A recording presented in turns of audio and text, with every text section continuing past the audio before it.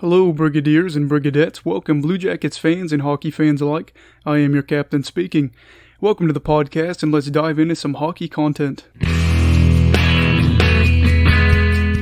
Alrighty, folks, let's see what we're going to talk about today. So, to start it off today, we're going to talk about Torts being robbed of the Jack Adams. Yes, I know, all of you felt this way. Probably not, but guess what? I did. So, he was robbed, and we're going to talk about that. And if you don't like it, I'm sorry, but this is not going to be your place to listen to me go on and on about how I think Bruce Cassidy definitely should have won it, because that's not going to be the case. Then we're going to move on in a conference finals breakdown. Yes, I already am wrong about the Dallas-Vegas series, and that's okay, because usually I am wrong. And then finally, we're going to talk about my predictions for the Stanley Cup Finals. So, let's move on into some juicy hockey content.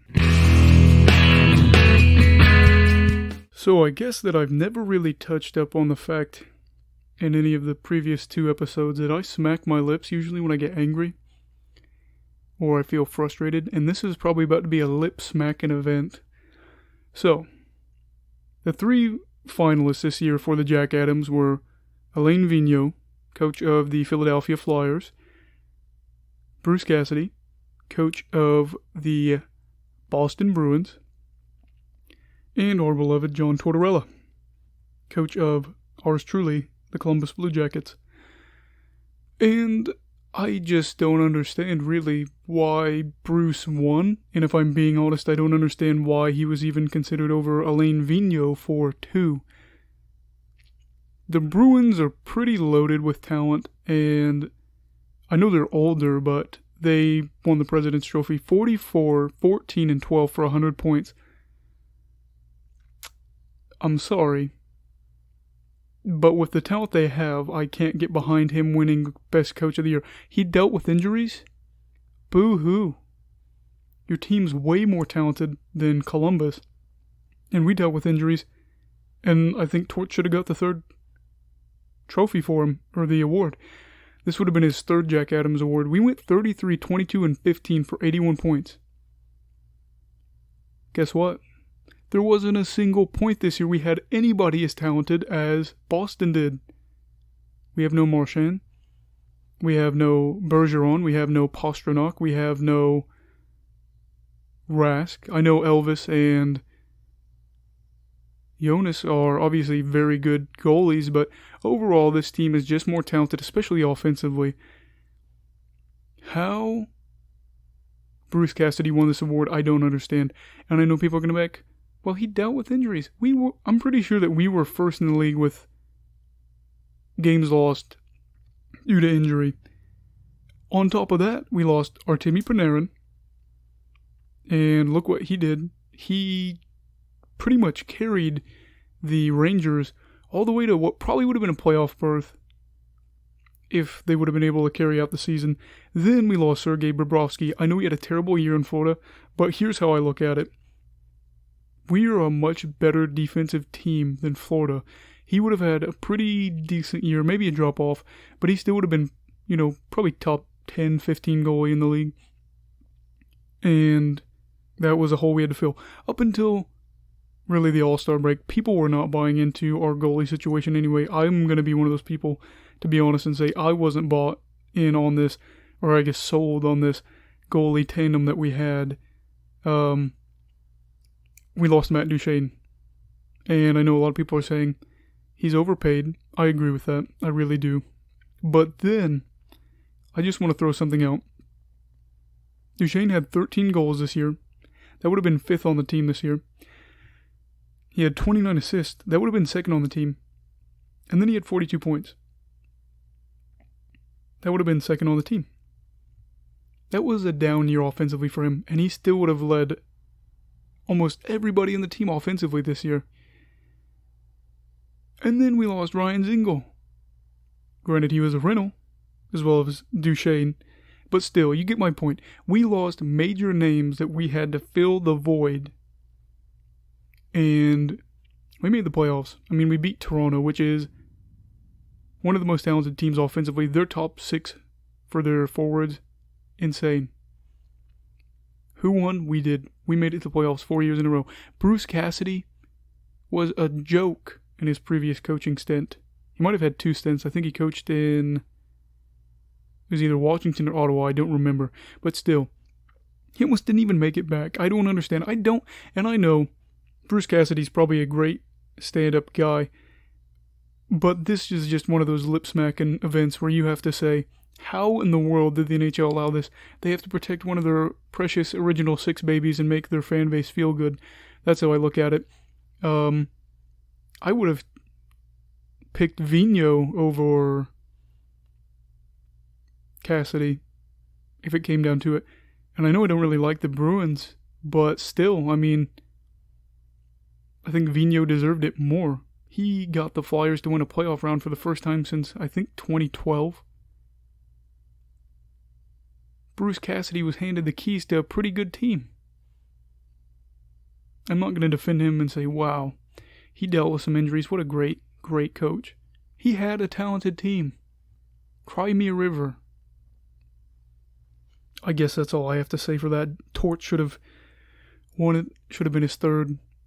But at the end of the day, he doesn't care, which is good because we need to focus on getting farther in the playoffs rather than just being that team that's over, I guess, doing better than what we expect to do.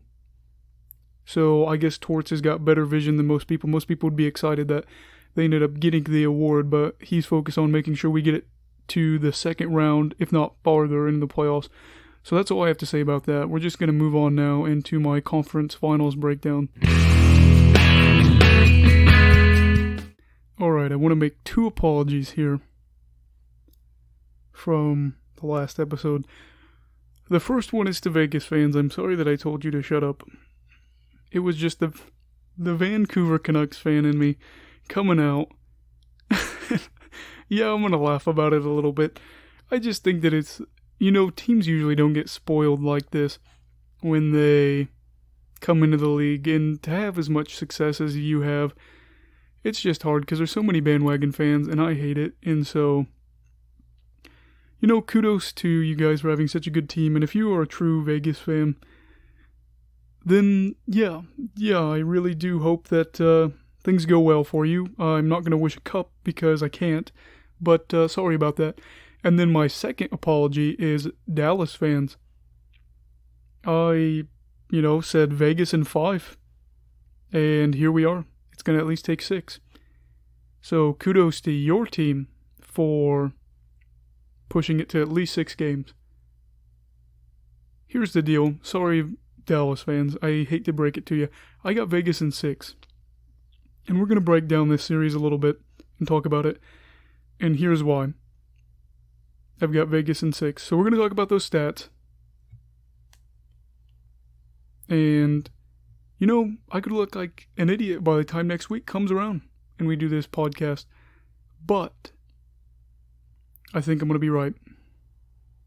Now, rejoice if I'm wrong. So, you guys have more knowledge than me by the time the next podcast comes out because you have a whole week. I don't know what's going to happen in these games. By the time that it's over, you do. So let's jump into the series. So for the series goals, all the goals scored in the series has been 5-4 Vegas. Very low scoring game. And I know a lot of the people on the internet, especially Instagram, are saying, oh, that's so boring. Who would want to watch this? This guy. I love low scoring games. Always have, always will. Game 1, 1-0 Dallas. Loved it. Game 2, 3-0 Vegas. Didn't like that one as much. And Game 3, 3-2 Dallas. In overtime, by the way. Loved it. So we're going to go over some stats from the series. And here's why I think I have Vegas winning it in 6. So we're going to talk about Corsi, which is any shot attempt that's, shot on net, goals, or misses. It doesn't include shootouts, but you get the gist. So it's basically, Corsi is anything that includes a goal, shots on net, and then misses. So if you miss the shot completely and it goes off, or it goes, wide. So Vegas's Corsi is 56.55% in the series. They have been controlling the puck. A lot of people use Corsi as an offensive metric or just a possession metric because, really, if you're in the other team's end, if you're in their offensive, or if you're in your offensive end, and you're controlling the puck and getting a lot of offensive time, you're probably going to win the game. And 50% Corsi means half the time you're in their end. So, Dallas's Corsi is 43.95%, as we can see. Vegas is dominating the offensive possession when it comes to Corsi, 56.55%. Vegas had the best Corsi in the league this year, I think. I'm pretty sure. And right now they're killing it. 56 Corsi is amazing. Now we're going to talk about shots for. This is where you're probably going to say, well, it doesn't really matter because quality of shots over quantity of shots. Blah, blah, blah. Vegas has got 97 shots for in 3 games. Dallas has got 72.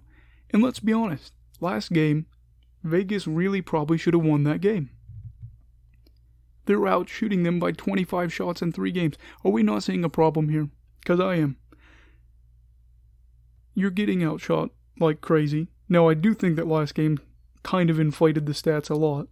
But as we can see, the Corsi is in Vegas' favor. The shots for are in Vegas' favor. The only thing right now that's in Dallas' favor is their scoring chances. They've had 68 in the series.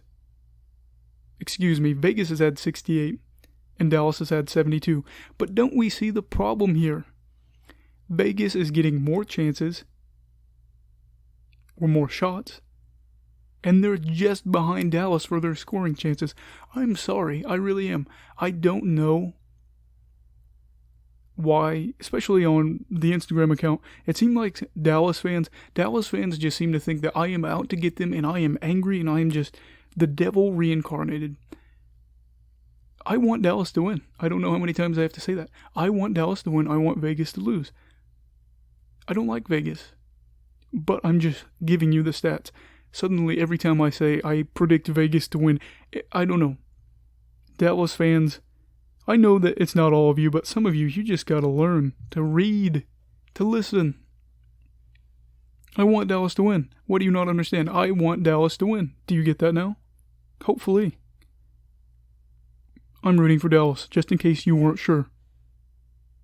And if you message me again saying sleep on Dallas, I'll sleep on Dallas. I mean, I don't know what you want me to do. Like, the numbers... Yes, my wife is laughing. She's laughing, but she's not... She doesn't have the DMs I do for the account. And it's some of these people... Sleep on Dallas. You don't know what you're talking about. Yeah, you know, maybe I am wrong. I mean, you're only going to be right about 55% of the time when it comes to hockey, like 56% of the time.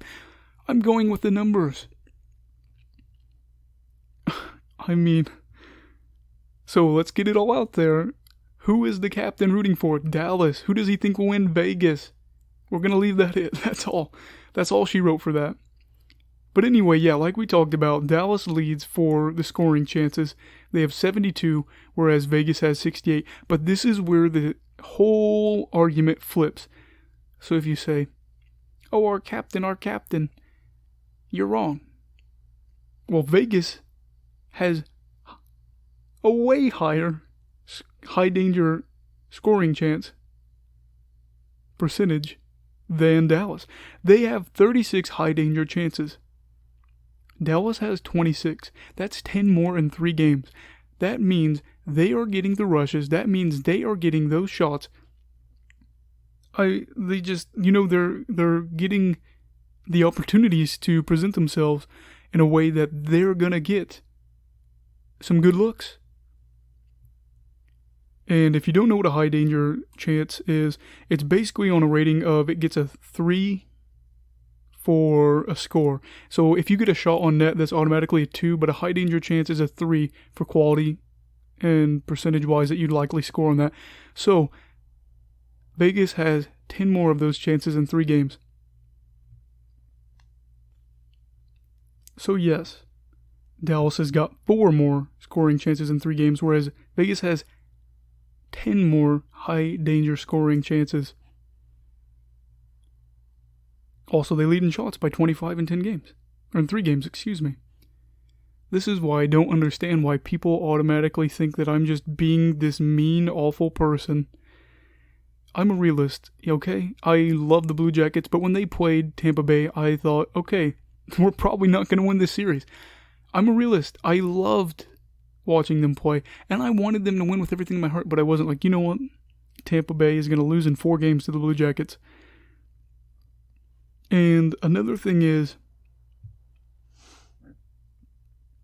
Dallas, you just aren't getting any power plays. I mean, you've got 5 power plays in 3 games, and you're 0 for 5. I mean, you're going to have to score. A team like Vegas that is this defensively sound and that controls the puck the way they do, you need to be able to score. A power play is a gift. It's a gift. You're wasting your gifts. But you're also, this is another thing too. Why am I picking Vegas? Because you've got a bunch of goons that...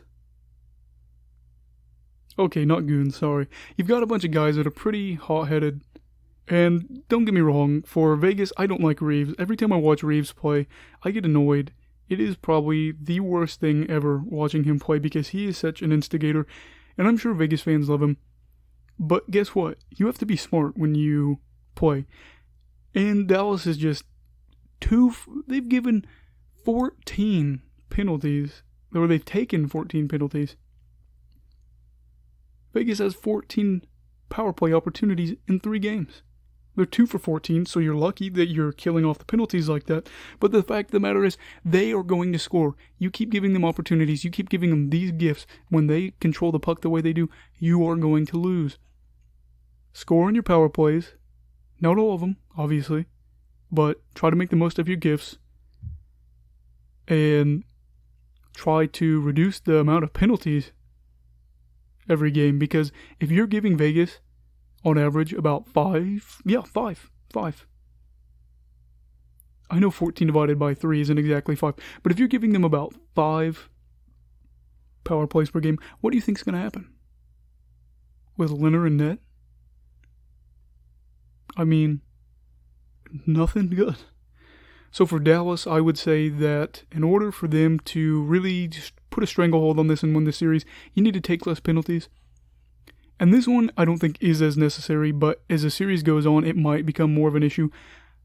Tyler Seguin needs to come to life. I don't know what is wrong with him. He is getting paid too much to do pretty much nothing.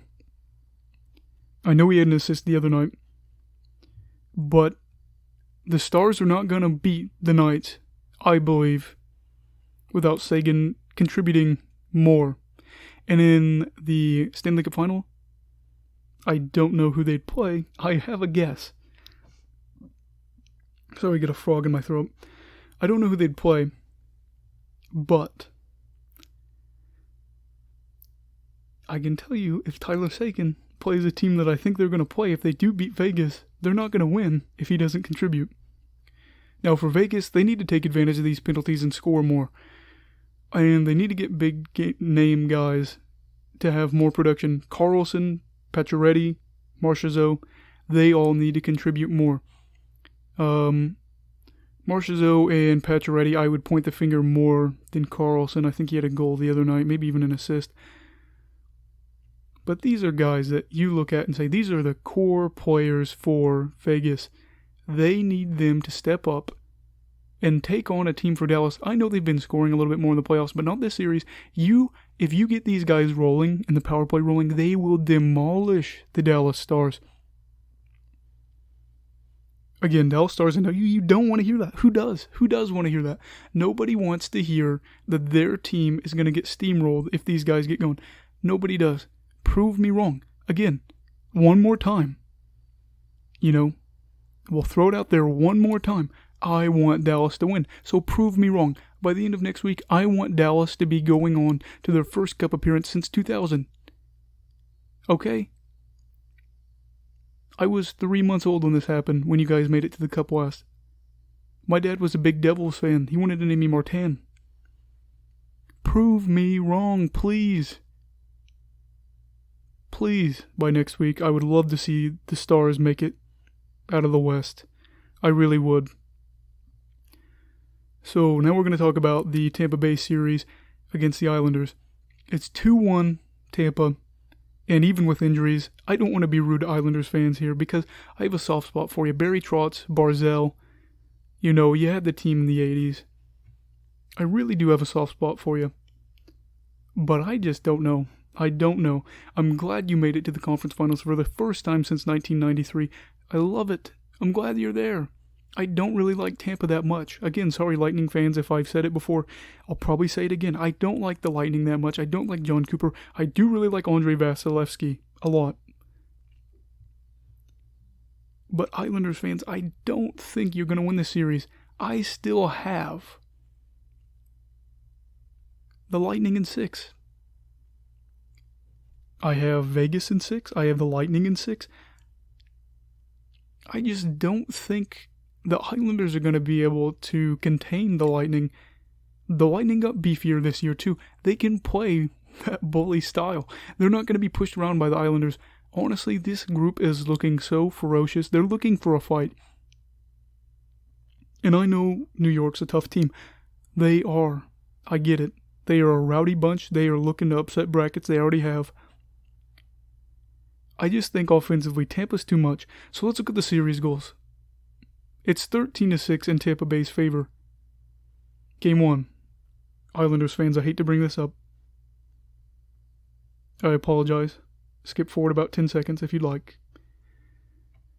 The Lightning won 8-2. Didn't expect that. That was rough. I thought they were going to go for a touchdown and a field goal on you. Game 2. Islanders fans again. Please, skip forward 10 seconds. It'll do you some justice, maybe even 20. The Lightning won again. 2-1 in the last few seconds. There's like 8 seconds left. They scored a win 2-1. Now game 3 was last night. The Islanders won 5-3. They had to win that. If they went down 3-0, there's no way they come back against Lightning. I still think it's unlikely. I'm sorry, Islanders fans, again. But the thing that perplexes me is really, the series has been a lot closer than most people would think. So let's take a little deep dive into it, and let's see what exactly is killing the Islanders right now, except for the fact that they don't score. But let's talk about it, because hey, as a Blue Jackets fan, I get it. Not scoring is kind of our thing.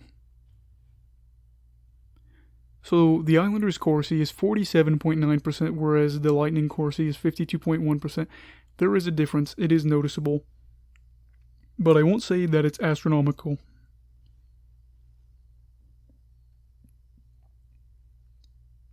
You just have to control the puck. The Islanders have to control the puck. They have to keep the shots to the outside. They have to limit those slot shots.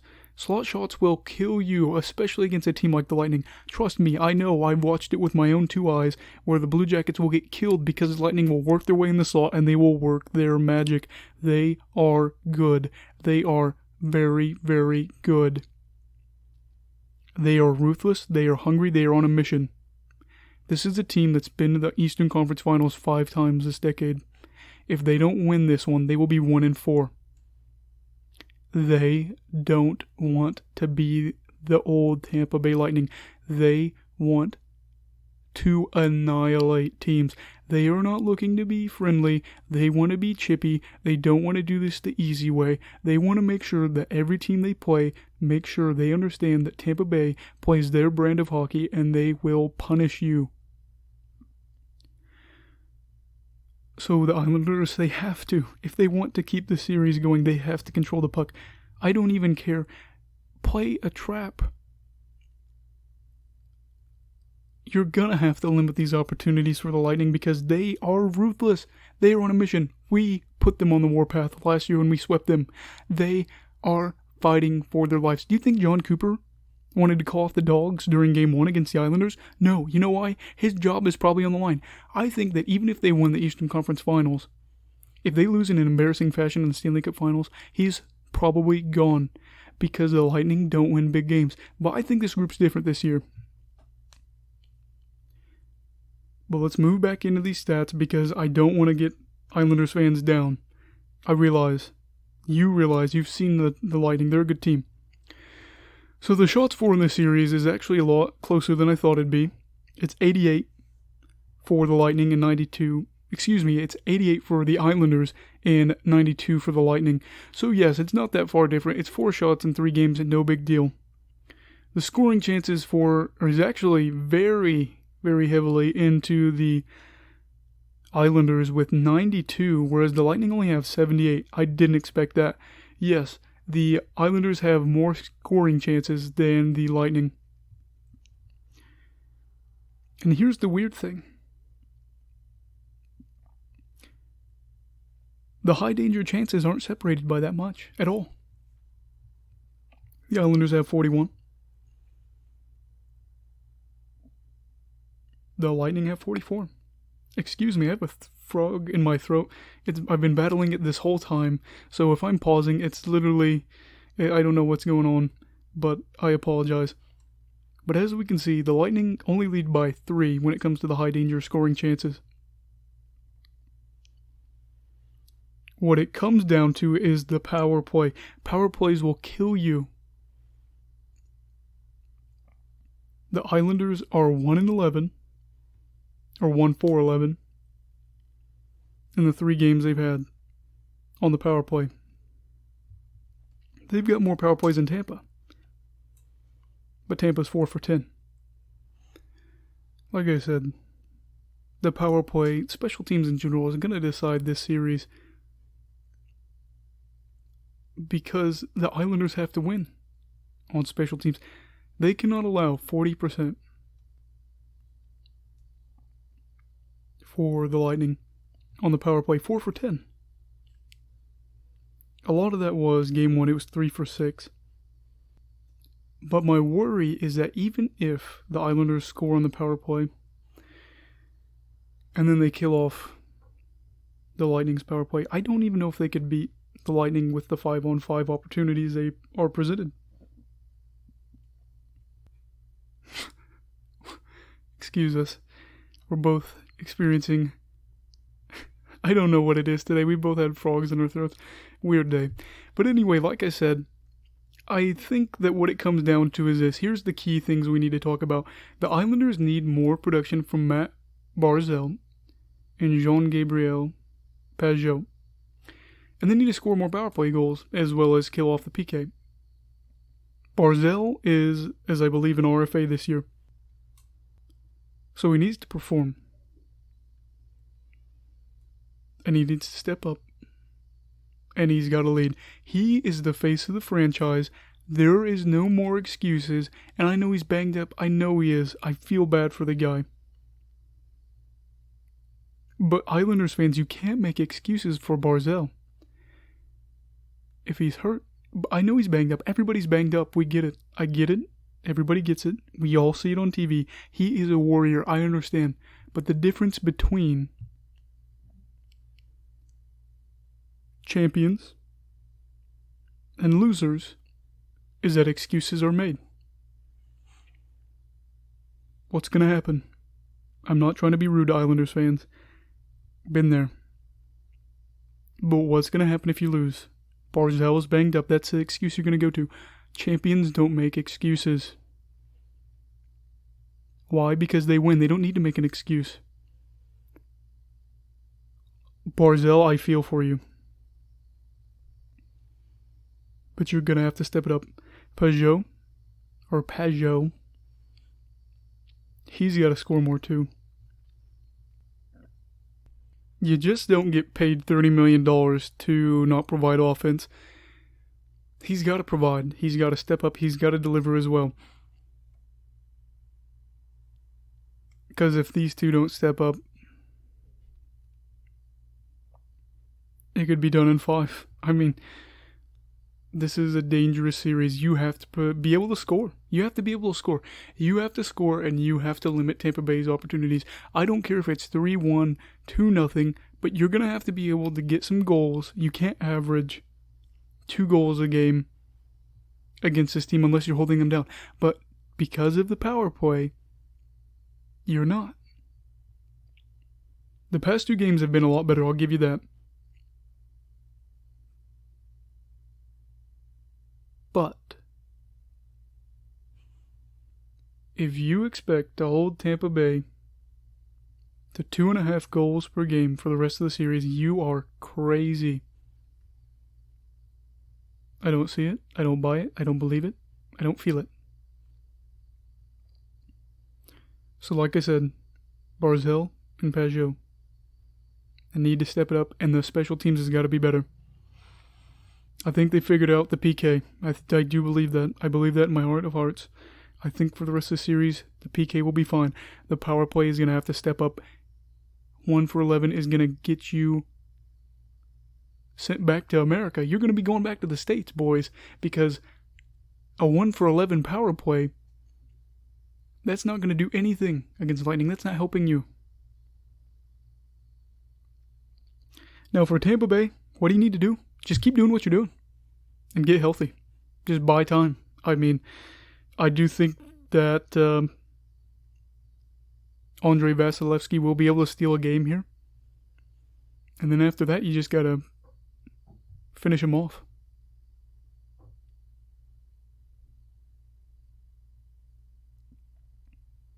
I don't know. I don't know what to say about it. I wish I could be more positive for Islanders fans. I think it'll still go to 6, but I'm not convinced. And now we're going to move on into my finals predictions, and we'll see what happens from there.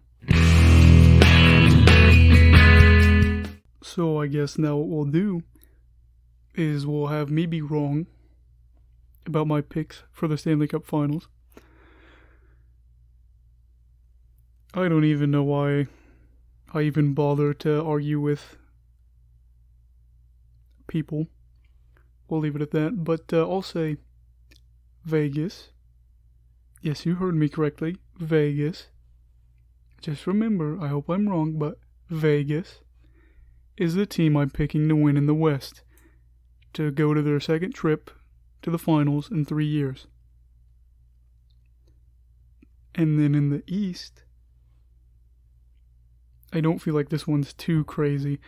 I think Tampa Bay wins it in 6. I think the Islanders will put up enough of a fight to push it to 6. But I think that Tampa Bay will go to the Stanley Cup Finals for the first time since 2015. I'm not going to talk about how many games I think it'll be, because I don't even know if that's the outcome yet.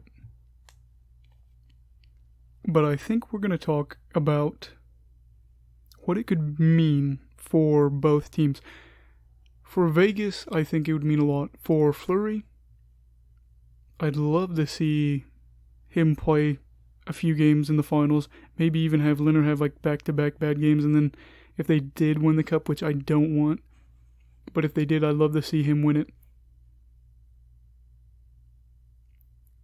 I think for Vegas, it's more of the mentality of they were the unwanted. They were the guys that were picked up off the offers, the offer sheets of saying these guys are eligible, take them in the expansion draft.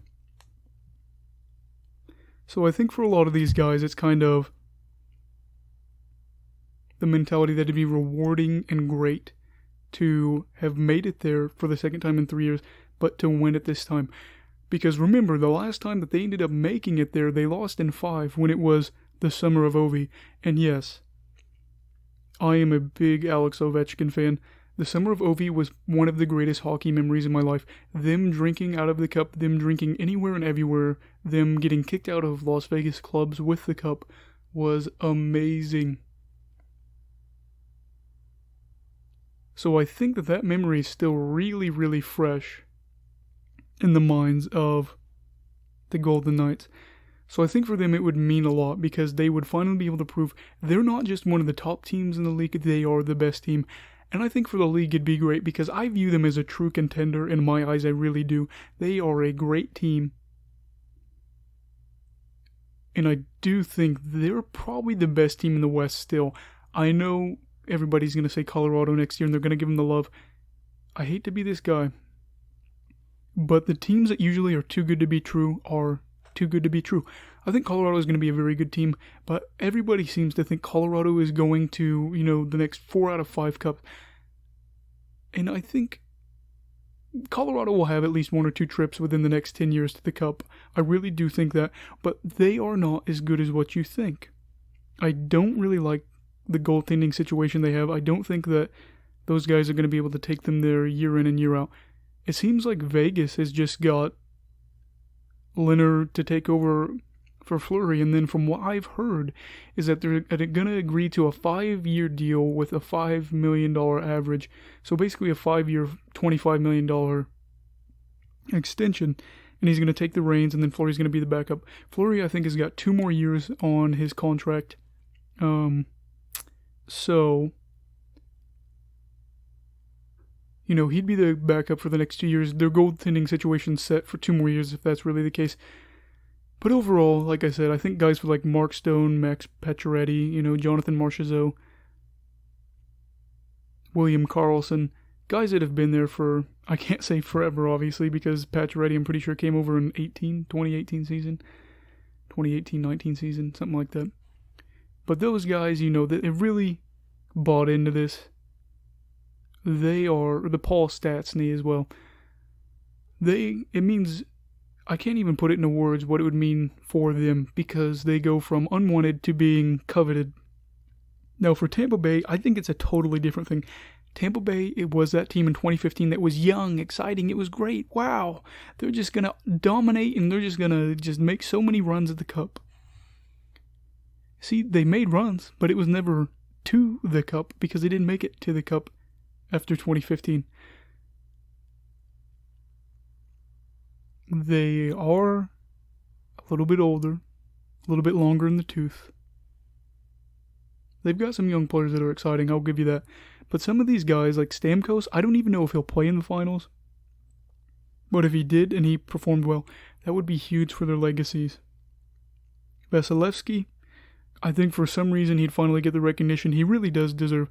I don't know why everybody seems to think that he's just a good goaltender because he's on the team. I really do think he'd be a great goaltender on another team. Maybe not top 5 or anything, but top 10. Guys like Hedman, Kucherov, it would be a big deal. You know who would be a big deal for? I've said it earlier. John Cooper. That would buy him time. It would finally be the team that could save his job for multiple years. I think that he's looking over his shoulder and he is enjoying it. And I don't think John Cooper's a bad coach. I don't even think that's the case. I think that is they just didn't have that killer mentality. They needed to be beat down in such an embarrassing fashion. Like Columbus beat them last year in that sweep. That was probably the most embarrassing playoff loss in the history of hockey. They needed to be beat down and embarrassed in order for them to get that killer mentality. Guess what? If you get hit enough times, you're eventually going to want to get up and hit back. Finally, they grew up and got that mentality. So for them, I think it would finally be winning a championship and being the team that everybody thought they'd be and being a Stanley Cup champion. I don't know what it'll be. We'll see when I make my predictions for the Cup. It could be Dallas and Tampa Bay. It could be, Dallas and New York. I don't know. It could be Vegas and the Islanders. It could be Vegas and Tampa Bay. I don't know yet. But I'm going off my predictions, what I think will happen. But if you bent my arm and forced me to make a decision, I believe I would say Vegas would win the series. We'll make that pick a little bit later. I need to see how everybody's healed up. But overall, for the Lightning, really this would be huge because the last time they won a cup was 2004 when Torts was their coach all the way back when. But I think that's going to wrap it up for the podcast today. I hope everybody has a great week, and I hope that your team ends up winning, the West or the East. And I hope that you all get to watch great hockey, and I hope that these series turn out great. And hey, let's have some Game 7s. Everybody have a great week and stay safe. Goodbye, Brigadiers and Brigadettes, and hockey fans in general. This is your captain signing off. Have a great week.